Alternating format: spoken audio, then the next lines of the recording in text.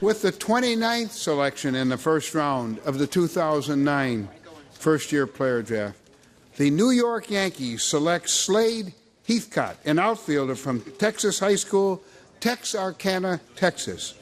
The Tampa Bay Rays are on the clock.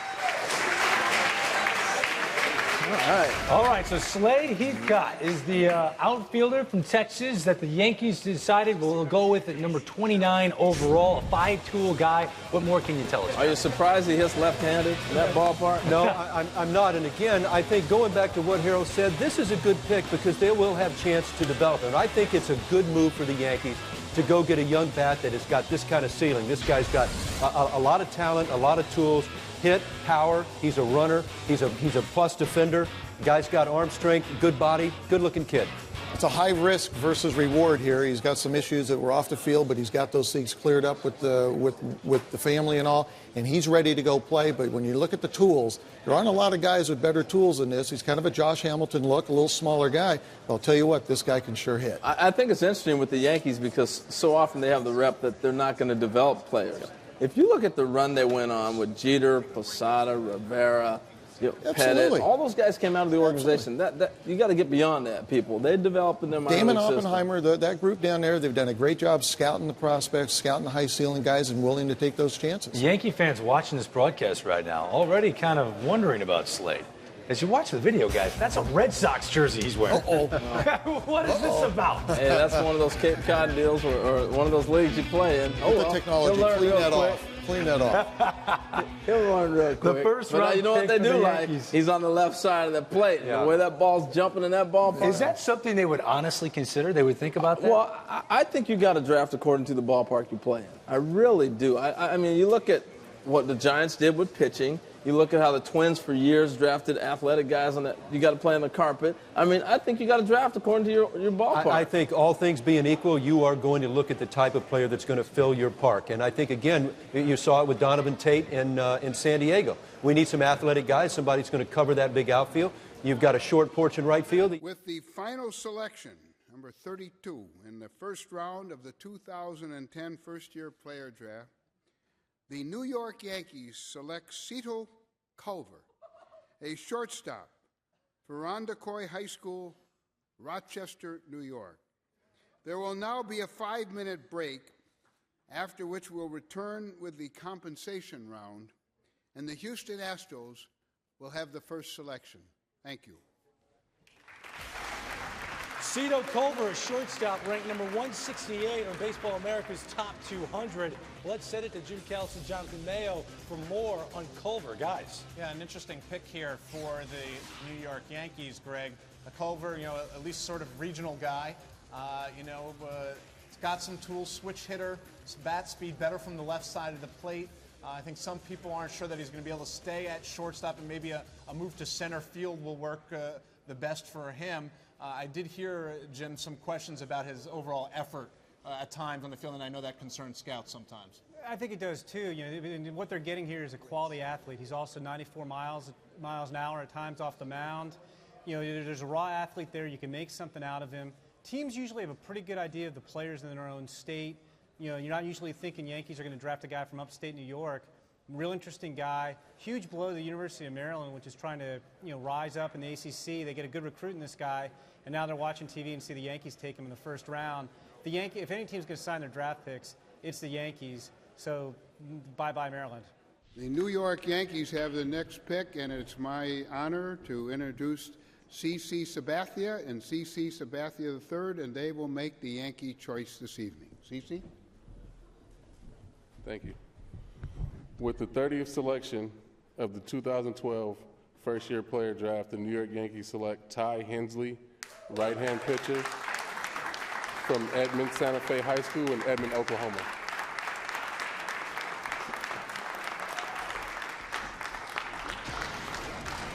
Ty Hensley's the pick. Are we sure he's being drafted only as a pitcher? Because Ty can rake, too. Hensley powered Santa Fe High School to the Class 6A state tournament in Oklahoma this season. Hensley was 9-0 on the mound, though, with a 1.59 ERA, 98 Ks, and 48 in the third innings.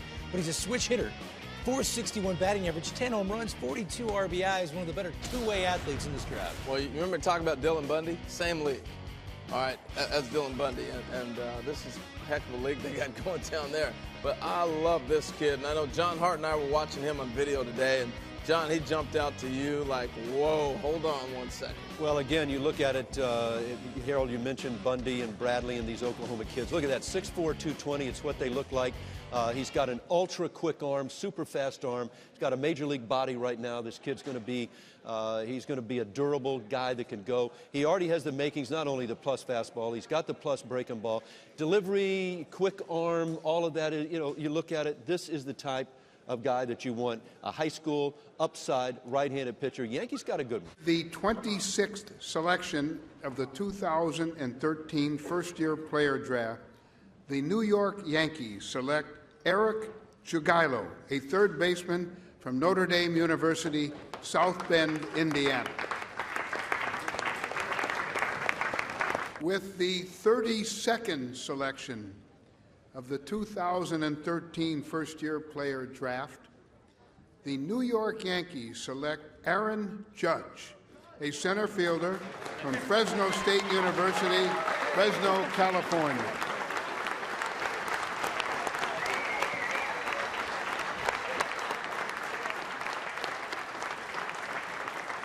The New York Yankees also have the next pick. Aaron Judge. He stands out. You're looking at a kid that is 6'7", 255 pounds. Matter of fact, he would match Frank Howard as the largest outfielder in Major League Baseball history. I don't think that jersey fits. Hey, this kid's big. He's a stud. But you know what the difference between Frank Howard, any of those big names you want to throw out there? They said center field. This kid can run. He's an athlete. I mean, it's like incredible watching him move around. With the 16th selection of the 2015 MLB draft, the New York Yankees select James Caprione, a right-handed pitcher from the University of California, Los Angeles, in Los Angeles, California.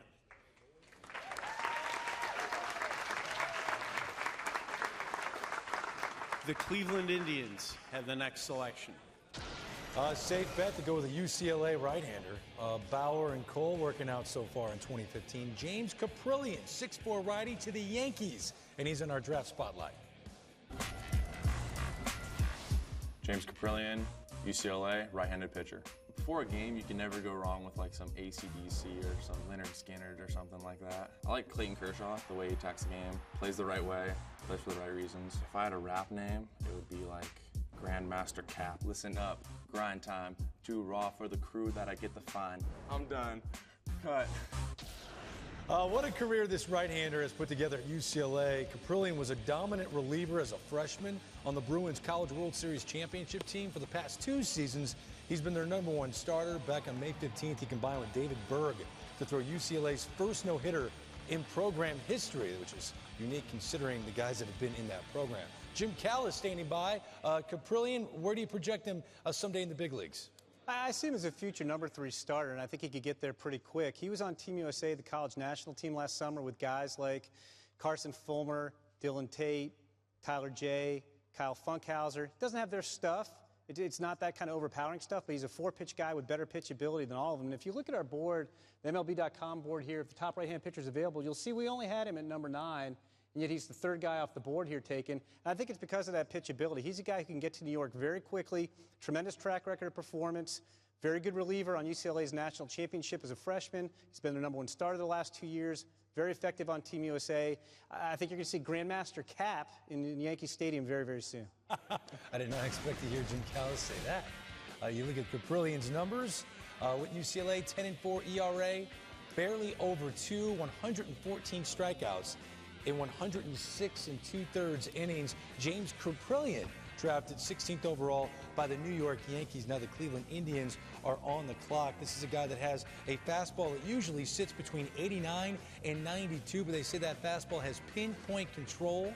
And because of that control, like Jim Callis said, many scouts believe he's the quickest starter to the big leagues in this draft class. They say he's got a great changeup as well. That's why you've heard some comps to Cardinals right-hander Michael Wacha. Probably another unfair comp. But Dan O'Dowd, what do you think of the right-hander? I think it's a great pick for the Yankees. I think it's a 4-pitch mix. I think he really knows how to pitch. I think he can sink the ball. He reminds me of another Yankee pick in Ian Kennedy.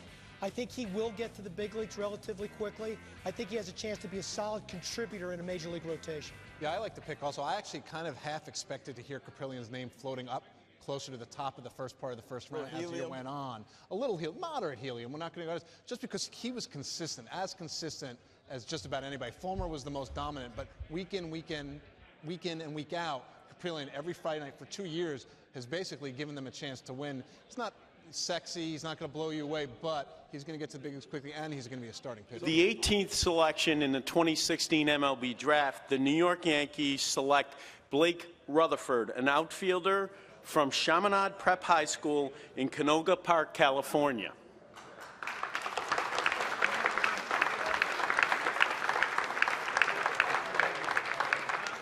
The New York Mets have the next selection.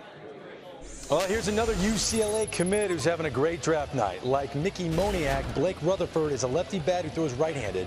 Scouts expect much more power down the road for Rutherford. A Southern California kid who had a ridiculous .577 for Chaminade College Prep with 4 home runs. Now, his arm is probably the weakest tool, but it's still good enough. A 19-year-old high school senior, played center in high school, runs good enough to stay there, but if he loses speed as he ages, some think he might move over to a corner. So many different comps for this guy. Jim Edmonds, Grady Sizemore. Dan O'Dowd, what do you think of him? Well, I love this pick. This guy's got great balance and rhythm and timing. He's got a simple swing. He's got really good hand speed and uses the entire field. I think this is a really good pick right here. Yeah, I think sometimes guys fall victim to prospect fatigue. This is a guy who played on the 18 and under national team as an underclassman, so he was like a guy. Some people thought he might be a top of the draft guy. His senior year, he just was as good.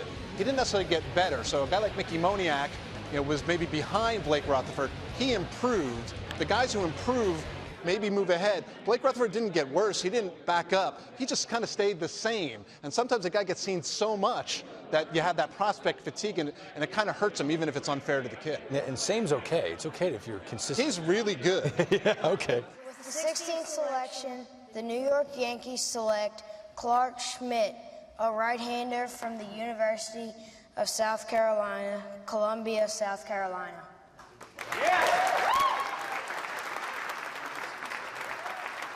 With the 23rd selection of the 2018 MLB Draft, the New York Yankees select Anthony Siegler, a catcher from Cartersville High School in Cartersville, Georgia.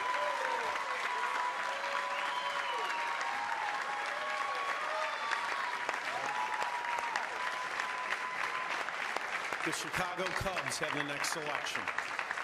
Anthony Siegler, drafted by the Yankees, Carlos Collazo of Baseball America. This is a very unique talent, correct?